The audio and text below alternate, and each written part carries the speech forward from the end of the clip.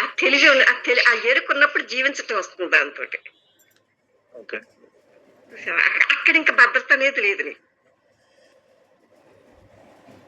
అర్థమైంది ఈ మాట?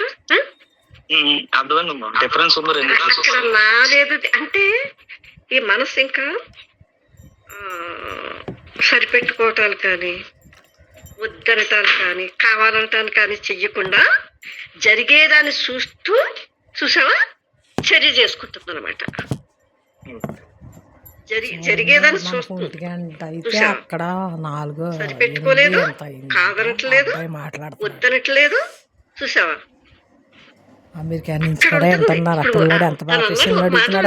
అన్నాడు. చూసావా నువ్వు అన్న మోక్షం అని. అక్కడ అది మోక్షమే. దానికి ఒక పేరు మనం పెట్టుకోక్కర్లేదు. హలో వింటున్నావు కదా? అదే శివ.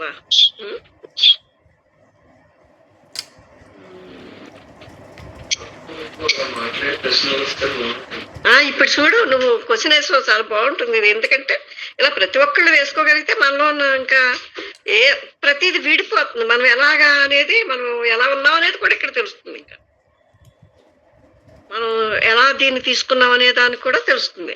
అప్పుడు పరస్పరం ఒక క్లారిటీ వస్తుంది మనం చెప్పుకోవటంలో.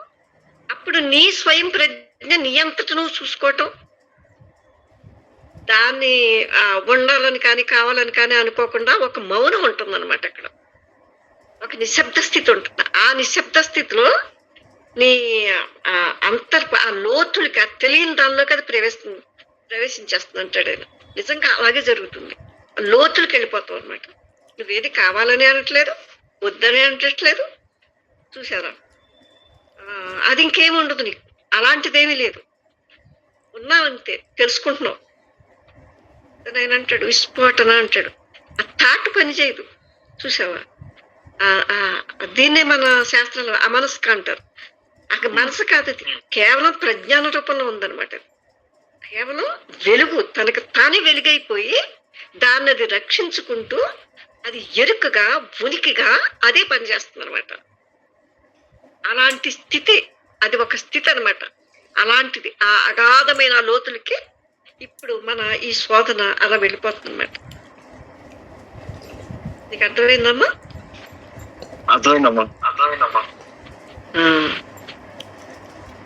ఇప్పుడు నీకు వీలుంటే చూడు, ఈ టైంలో నీకు ఉంటాయి కదా.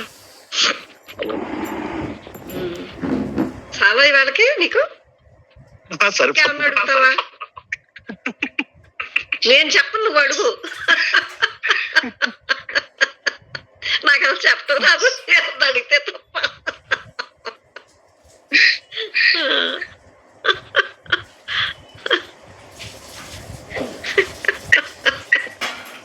10 రూపాయలతో సరిపెట్టుకో, 1 కోటి రూపాయల కోసం వెతక్కు.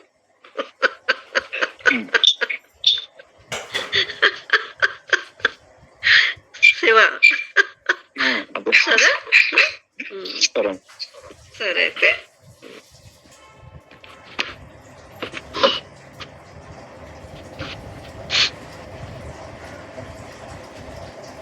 సరేమో వంకాయ చేసుకుందాం అండి. మళ్ళీ రేపు కూర్చుందాం.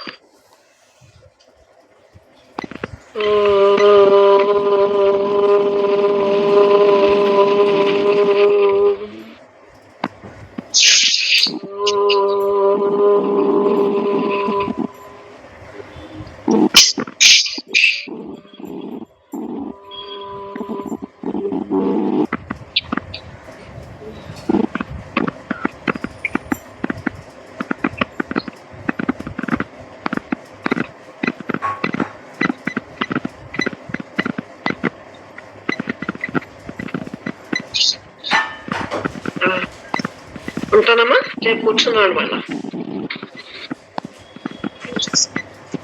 నమస్కారం.